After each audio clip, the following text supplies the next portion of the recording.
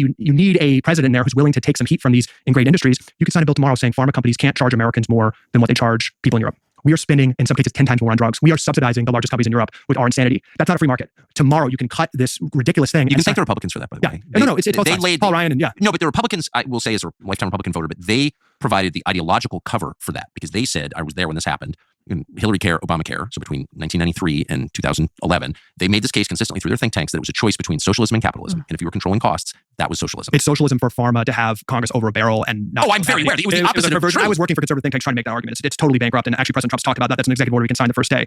Sorry, It's crazy. I cannot emphasize this enough how important it is just for medical leaders to cite the science. The executive order tomorrow could make it that USDA panelists cannot take money from food companies. What an idea. It can sign an executive order tomorrow that NIH grants can't go to conflicted researchers. 80% of them currently go to conflicted researchers. You could sign an executive order tomorrow that the FDA should stop being funded by pharma. 75% of their funding comes from pharma. 75% of the FDA's funding doesn't come from taxpayer, it comes from pharma. And there's a revolving door, as we all know, where people go from the FDA to pharma.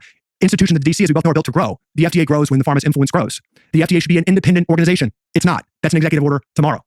So you just rob the conflicts of interest out of these things. Personnel.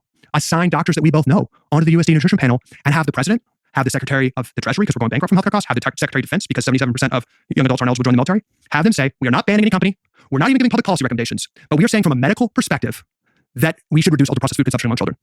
That is a medically valid statement, and medical leaders need to start telling the truth. And then public policy, I'm fine with the public policy chips may fall where they may. But the president, the Secretary of Defense, the head of the NIH, the head of the FDA should be saying the medical truth. The most important dynamic in America, I believe, is when a child or a parent is sitting across from their doctor at the first stage of metabolic dysfunction. They're shoved into a one-size-fits-all process right now where they immediately get on a pharmaceutical treadmill. The medical guidance comes from the NIH, the FDA, and their associated groups like the American Diabetes Association, the American Academy of Pediatrics.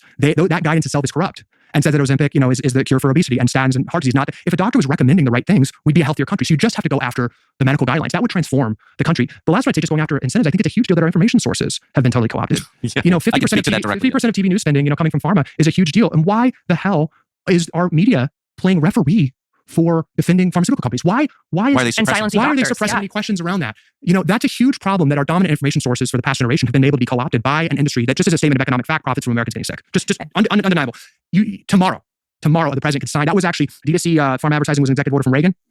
It could be an executive order tomorrow. It's actually beautiful. You would cut 50% of mainstream media revenue and be on the moral high ground. That's absolutely something. So stop recommending the bad stuff and stop subsidizing. There's also a host of things you can do before we get into any taxes, any bans, which I'm not even interested in talking about. Coke should exist, but it shouldn't be subsidized by food stamps. It shouldn't be recommended by the USDA as something okay for kids. It shouldn't be funded billions of dollars by the federal government, right? These things just shouldn't be incentivized and fun. So we have a whole host of executive orders to cut the recommendations, to cut the conflicts, and cut the incentives for these.